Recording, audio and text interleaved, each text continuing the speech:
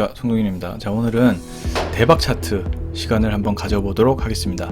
어떠한 조건일 때 과연 주식은 급등할 수 있느냐, 이 조건을 알아보는 시간을 이제 가져보도록 하겠습니다. 오늘의 예시는요, 바로 여러분 포스코 케미칼입니다. 2차전지 대표 주자이고 현재까지도 2차전지가 시장을 주도하고 있는 상황입니다. 그렇기 때문에 한번 좋은 사례가 될 것 같아서 제가 준비를 해와봤고요.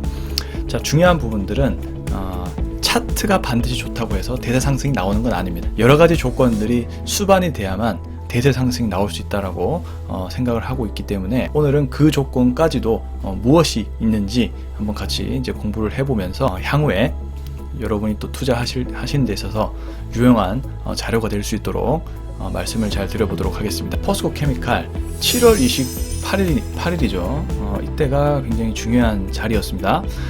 보시면 어때요? 장대 양봉이죠. 이 장대 양봉이 굉장히 중요합니다, 여러분. 장대 양봉이라는 것은 장 시작부터 장 끝날 때까지 계속적으로 수급이 유입되면서 거래가 계속 커지면서 하락을 하지 않고 계속 잘 유지를 해 주었다라는 얘기거든요. 그만큼 무엇인가 있다라는 것이죠. 네. 근데 거기에서 또 중요한 부분들은 바로 거래량입니다. 거래량 자체가 사실 좀 쉽게 설명드리면 전의 기록과 최근 기록과 비교를 해봤을 때 거의 한 10배 이상, 10배 이상 터졌을 때 많은 거래량들이 터졌다. 유익 있게 봐야 된다. 이렇게 좀 생각할 수가 있는 겁니다.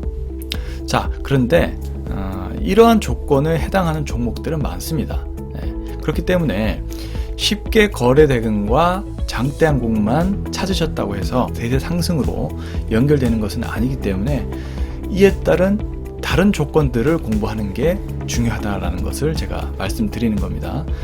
그렇지만 장대 양봉과 거래 대금은 가장 기본적인 조건이라는 것이죠. 자, 그래서 포스코 케미칼이 장대 양봉이 이제 출연을 했는데 이때 또 어떠한 내용들이 나왔는지도 한번 살펴보시는 것도 중요할 것 같습니다. 자, 간단하게 이제 저는 세 가지로 좀 볼 수가 있겠는데요. 제가 늘 삼박자 매매라고 주장하는 그런 매매법입니다. 첫 번째로는요, 펀디멘탈, 즉 실적에 도움이 돼야 되는 그런 뉴스라든지 공시가 있어야 되고요. 두 번째는 외국인과 기관들의 이제 동시 수급입니다. 동시에 이 종목을 샀느냐, 이 두 가지 패턴을 일단 확인하는 것이 이제 중요하고, 세 번째로는 기술적인 분석입니다. 장대 양봉 그리고 장대 거래량만 나왔다라고 되는 게 아니고 어떠한 기술적인 위치에 해당해야 이 종목이 대세 상승으로 연결될 수 있다라는 것이 마지막 이제 퍼즐이라는 것이죠. 그래서 자, 오늘 포스코 케미칼이 7월 29일 날 어떤 일이 있었는지 한번 구체적으로 좀 보겠습니다. 일단 첫 번째, 펀디멘탈 뉴스부터 한번 살펴보도록 하겠습니다. 이제 이게 HTS 보면 뉴스가 나오잖아요. 포스코 케미칼 한번 쳐보면 아마 이때 GM과의 큰 계약이 아마 나왔을 겁니다. 자, 지금은 이제 10월 달이잖아요. 쭉 내려가서 뉴스를 좀 체크를 해보겠습니다. 자, 7월 29일 날은 어떤 뉴스가 있었는지 한번 보면요. 리포트 브리핑도 나왔고요. 리포트 브리핑도 뭐 길었던 준비 운동이 끝나고 장기 공급 계약으로 성장 가시성 확보되었다. 이때 보시면 또 포스코 케미칼 양극재 13조 원 수주네요. 13조 원 수주가 나오면서 엄청난 상승이 나왔다는 것이죠. 무려 여러분 13조 8천억 규모의 양극재 공급 계약입니다. 2년 동안. 그러니까 엄청난 이익이 나올 거라고 전망을 하는 것이죠. GM과 14조 규모의 양극재 공급이 7월 28일 날 나온 공시였습니다. 그러니까 저렇게 시세가 나올 수 있다라고 생각을 하셔야 될 것 같고요.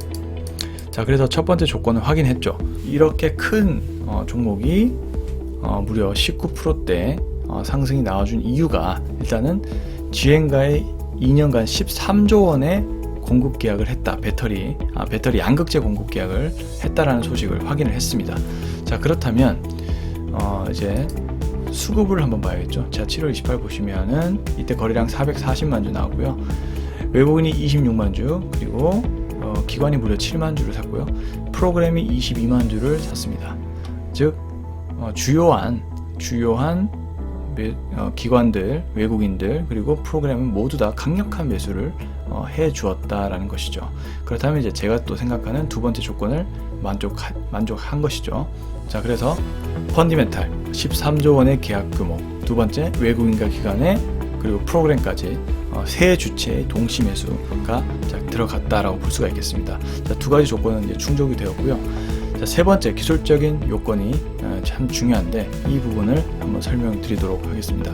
자, 이 장대 양봉을 보시기 전에 보시면은 4월 8일도 있고요. 그리고 어떻습니까? 5월 20일도 비슷한 장대 양봉이 보이실 겁니다. 자, 이거를 당겨서 한번 쭉 보시면은 여러분 이때 자, 우리가 4월 9일을 모른다고 가정해 봅시다. 8일만 봤을 때 여러분 느낌 어떠세요? 다음 날도 수직으로 올라갈 것 같은 느낌 아닙니까? 그런 느낌을 많이 받을 겁니다. 그렇지만은 이게 아닐 수가 있다라는 것도 한번 생각을 해봐야 되는데요. 중요한 부분들은 바로 장기 이평선들의 각도입니다. 이제 121선, 이게 중장기 이평선이잖아요. 121선, 61선이 이렇게 아직까지는 각도가 가파르게 내려오면서 이게 턴어라운드를 하지 않는 상황이기 때문에, 즉 이게 무엇이냐, 급하게 밑에 저점으로부터 올라갔잖아요. 그만큼 여전히 매도할 수 있는 가능성이 높다라는 의미입니다. 그러니까 아직 각도가 아직 가파른 상황이기 때문에 급하게 올라갈 경우는 급하게 매도세가 나올 수 있다는 것이거든요. 자, 그러니까 다음날 급한 매도세가 나온 것이죠. 그러면서 이제 가격 조정이 들어가기 시작합니다. 기간 조정과 가격 조정이 들어가면서 각도가 점점 완만해지죠. 60일선도 이제 완만해지면서 서서히 돌아서려고 하는 흐름이 나와주고 있고요. 이렇게 계속 이제 박스권 흐름이 나와주고 있습니다. 자, 그러다가 이제 5월 20일이 딱 되었는데요. 평균보다 더 높은 거래 대금이 나왔습니다. 이때도 언뜻 보면 좀 날아갈 것 같잖아요. 맞죠? 근데 아쉬운 점은 바로 거래 대금이죠. 좀 부족한 거래 대금이 약간 마음에 걸립니다. 그러니까 상승하지 못하고 이제 음봉이 나오면서 다시 한번 박스권을 이제 그리게 되는 것이죠. 자, 그러다가 이제 시장이 좀 밀리면서 이제 같이 이렇게 밀렸습니다. 같이 밀리다가 드디어 빵 하고 7월 28일 날 강력한 거래 대금이 들어오면서 이제서야 대세 상승이 나오는 그림이죠. 자, 이렇게 버스코 케미칼은 현재 20만원까지 터치를 하면서 이때 포착을 했다 할지라도 무려 1.5배나 주가가 올라간 모습으로 형성이 되고 있는 상황입니다. 자, 그래서 정리를 해본다면, 자, 중요한 부분은요, 1차 장대 양봉이 나왔다고 해서 반드시 올라가는 것이 아닙니다. 중장기 이평선의 각도 체크를 먼저 하시는 게 중요하고요. 각도가 날카로울수록 아직 매도하지 못한 물량들이 많이 남았다는 것입니다. 그 이후에 이제 물량을 소화를 하는 것이죠. 즉 이제 매도를 하려는 사람들과 매수를 하려는 사람들의 이제 계속 교환이 이제 이루어지면서 점차적으로 매집을 할 수 있는 그런 단계로 연결이 되는 것이죠. 자, 그러면서 이제 이평선이 점차적으로 완만해지면서 이제 본격 상승할 준비를 하고 있는 거라는 얘기입니다. 왜냐하면 또 사실 이 두 부분을 또 유의해서 봐야 되는 것도, 왜냐하면 어쨌든 거래 대금이 올라가고 있고 여기서도 올라가고 있다는 것은 이 가격 라인권에서 상승을 시키고자 하는 그런 의지가 있다라고 봐야 되는 것이죠. 그렇기 때문에 두 포인트도 눈여겨 보셔야 되는, 즉 이 종목이 올라가지 않더라도 내가 샀더라도 그래도 지속적으로는 모니터링 해볼 필요가 있는 그런 자리에 놓여 있다라는 것입니다. 좀 시간은 더 걸렸지만 어쨌든 7월 28일 날 강력한 장대 양봉이 나와주면서 대세 상승으로 이제 연결이 되었기 때문에 두 부분을 두 자리에서 샀다 할지라도 의미가 없는 것은 아니겠죠. 자, 이렇게 좀 체크를 해볼 필요가 있습니다. 자, 다시 한번 정리를 하겠습니다. 대세 상승으로 연결되기 위해서는 차트 하나만 가지고서는 안 된다.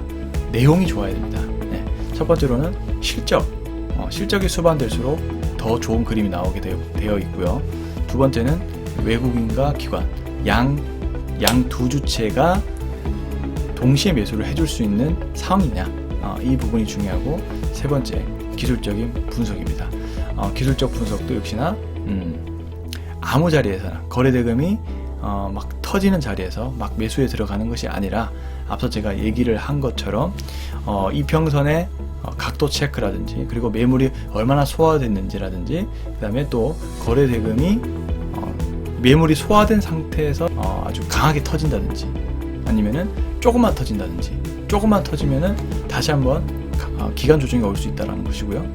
만약에 세게 터지면은 다시 한번 랠리로 갈 수 있는 그런 흐름이기 때문에 기술적인 위치에서의 어떤 이평선 체크라든지 거래 대금 체크도 굉장히 중요한 요소다, 이렇게 제가 말씀을 드려보도록 하겠습니다.